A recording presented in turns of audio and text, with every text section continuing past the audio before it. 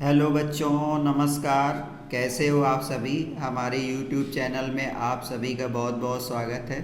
बच्चों, आज हम लोग क्लास 9th में बहुपद का चैप्टर है पॉलिनोमियल का, जो कि सभी board CBSE board, ICSE board, UP board और झारखंड बोर्ड, बिहार बोर्ड सभी में ये पूछा जाता है।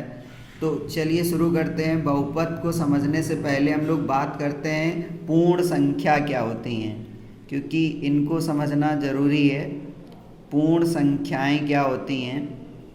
तो बच्चों, पूर्ण संख्याएं जिसको हम लोग होल नंबर बोलते हैं अंग्रेजी में, होल नंबर्स क्या होते हैं।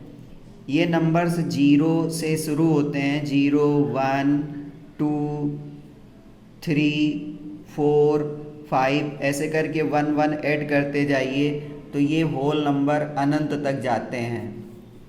तो इनको हम लोग पूर्ण संख्याएं बोलते हैं हिंदी में, और अंग्रेजी में होल नंबर्स बोलते हैं। और जो लोग तैयारी कर रहे हैं सीटेट वगैरह की, टेट वगैरह की, तो वो भी इसमें मदद करेगा। तो चलिए अब बात करते हैं कि बहुपद क्या होता है। तो बहुपद क्या होता है, एक ऐसा बीजी व्यंजक जिसमें जितने भी चर होते हैं उन सभी की घात जो होती है एक पूर्ण संख्या होनी चाहिए। अगर आपने कोई भी बीजी व्यंजक लिखा, जैसे आपने लिखा 2x power 3 plus 5x square plus 4x plus 3 लिखा, तो ये आपने एक बीजी व्यंजक लिखा हुआ है। अब ये बीजी व्यंजक बहुपद तब कहलाएगा जब यहाँ पे जो चर x है उसकी सभी घातें पूर्ण संख्या होनी चाहिए।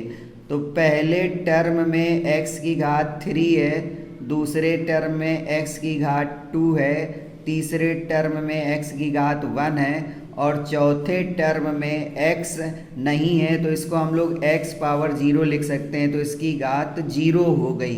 तो अब ये जितनी भी घातें हैं ये सब घातें क्या हैं, पूर्ण संख्याएं हैं। इसलिए ये जो बीजी व्यंजक दिया गया है ये एक बहुपद है, और ये बहुपद 3 घात का बहुपद है क्योंकि इसकी अधिकतम घात 3 है। चलिए एक और एग्जाम्पल लेते हैं।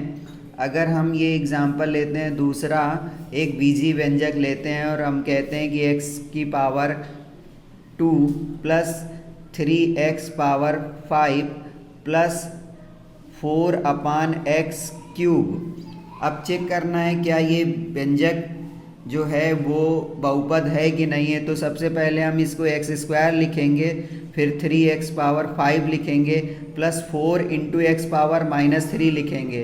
तो पहले पद में घात 2 है, दूसरे पद में घात 5 है, और तीसरे पद में घात -3 है। अब ये जो -3 है ये पूर्ण संख्या नहीं है, इसलिए ये जो बीजी व्यंजक दिया गया है ये बहुपद नहीं है। ये बीजी व्यंजक तो है लेकिन ये बहुपद नहीं है। एक और एग्जांपल लेते हैं, जैसे x³ plus 1/x³ plus 3x plus 5 लिखा, तो यहाँ पर x³ plus x power -3 plus 3x plus 5 लिखा जा सकता है।